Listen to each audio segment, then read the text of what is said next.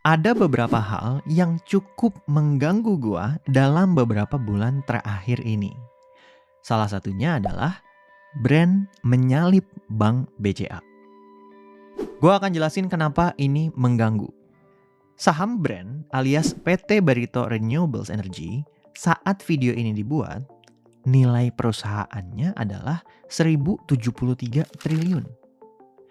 Jadi kalau lu punya uang sekitar 1.073 triliun, lu bisa nih beli perusahaan ini 100%. Ketika lu beli saham ini 100% hari ini, maka lu berhak untuk mendapatkan keuntungan yang dihasilkan oleh perusahaan ini di tahun-tahun selanjutnya. Iya dong, kan itu punya lu sekarang. Di tahun 2024 ini, proyeksi laba bersihnya adalah sekitar 1,8 triliun rupiah. Atau kita buletin ya, jadi 2 triliun rupiah. Lo bayar 1.073 triliun rupiah, perusahaan ini bisa dapat laba 2 triliun rupiah di akhir tahun 2024 nanti.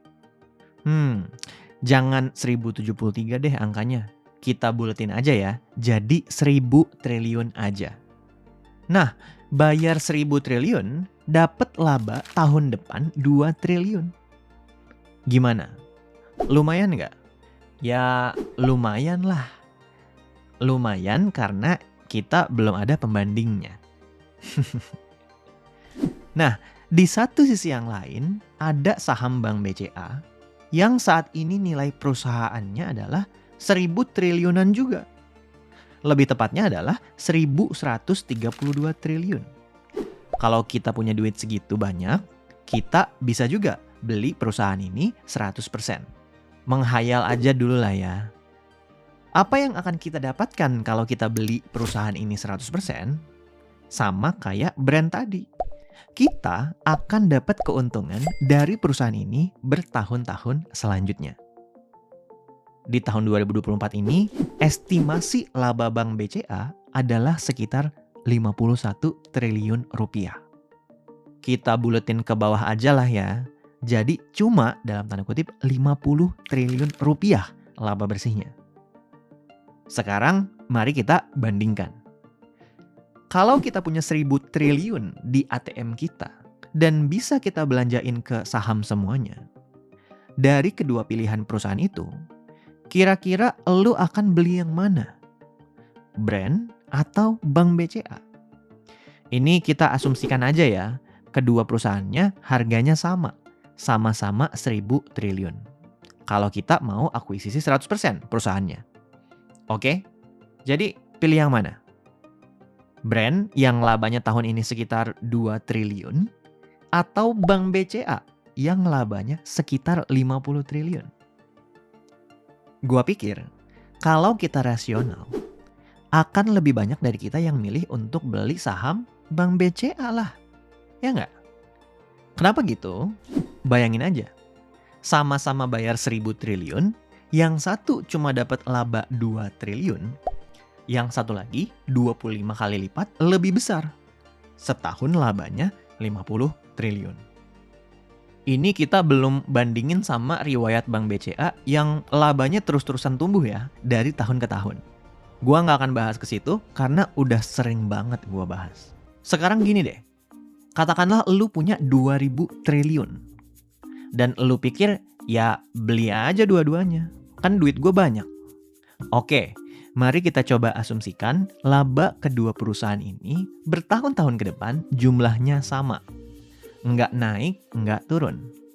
Brand dapat 2 triliun tiap tahun, Bank BCA dapat 50 triliun tiap tahun. Pertanyaan selanjutnya adalah, yang mana dari mereka yang akan balik modal duluan? Brand atau BCA? Jawabannya lagi-lagi yang Bank BCA lah. Dalam waktu hanya 20 tahun aja, kalau lu beli saham Bank BCA 100%, lu udah bisa balik modal. Karena laba bersih 20 tahun ke depan, nilainya akan 1.000 triliun juga. Ini asumsi labanya nggak naik, nggak turun ya. Sedangkan kalau lu beli brand, balik modalnya kapan? Ya 1000 triliun dibagi 2 triliun alias 500 tahun kemudian. Lu harus hidup jadi kerang laut kuahok dulu baru bisa ngerasain balik modal. Lama banget kan? Ya tapi kan laba bersih brand akan terus meningkat bang dari tahun ke tahun. Ya kan BCA juga. Seberapa yakin lu saham brand akan meningkat labanya melebihi laba tahunannya Bank BCA? Gua sih nggak yakin ya. Pilih yang pasti-pasti aja lah. Gua itu agak miris juga ya ngeliat pemberitaan di media yang secara besar-besaran ngasih info bahwa brand menyalip Bank BCA. Gua walaupun belum lama-lama banget di pasar modal Indonesia, udah bisa kebayang gitu loh bahwa kenaikan ini nggak bisa terus-terusan terjadi.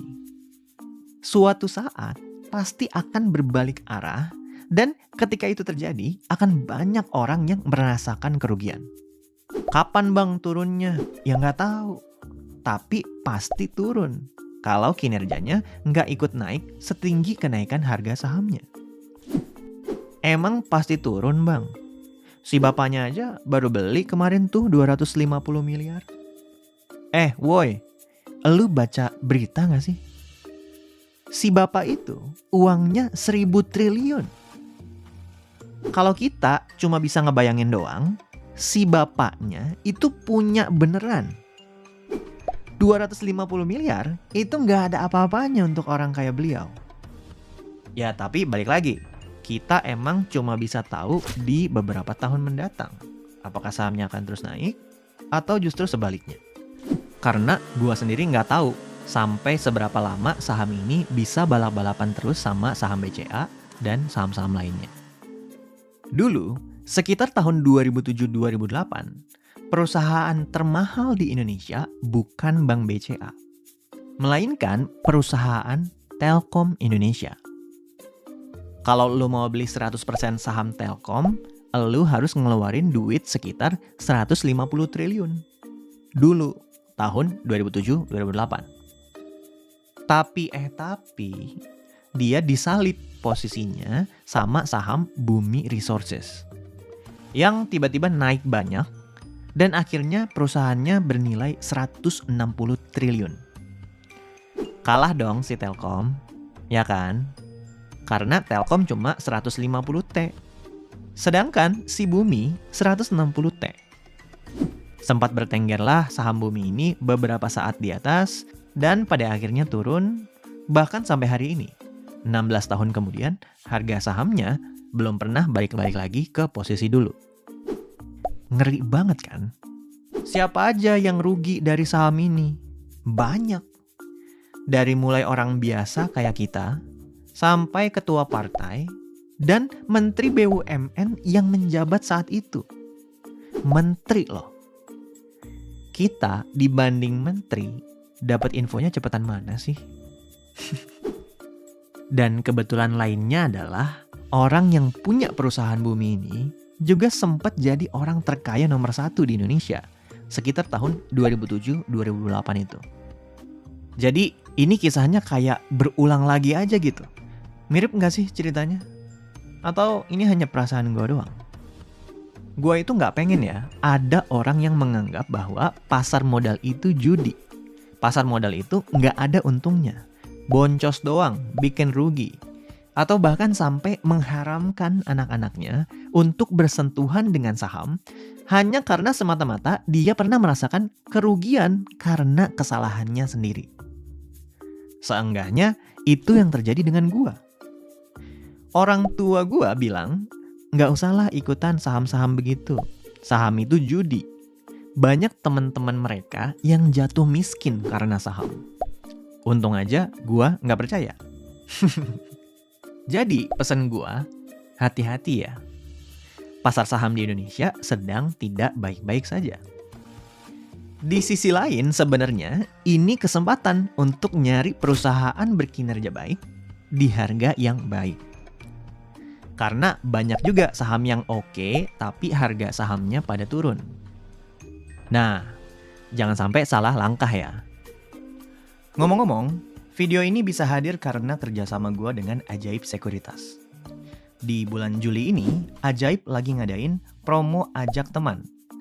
Jadi, kalau lo berhasil undang satu temen untuk buka akun saham di Ajaib Sekuritas pakai kode lo, misalnya saham dari nol, lo akan dapat satu kupon, yang mana kupon tersebut akan diundi di akhir bulan Juli ini. 20 orang yang beruntung akan dapat 20 saham blue chip yang nilainya sekitar 10 jutaan. Menurut gua, lumayan banget. Selain undian kupon itu, lu juga kalau berhasil ajak 3 orang, akan langsung dapat 150.000. Dan ini nggak diundi ya. Jadi segera ajak teman kalian sebelum promonya berakhir. Informasi lengkapnya udah gua taruh di deskripsi. Terakhir, kalau kalian masih pemula banget dan belum tahu cara beli saham kayak gimana, bisa tonton video yang ini. Dan kalau kalian belum tahu tempat beli saham di mana, bisa nonton video yang ini. Sekian aja video kali ini, pesan gue tetap dari dulu. Jangan malu untuk belajar saham dari nol.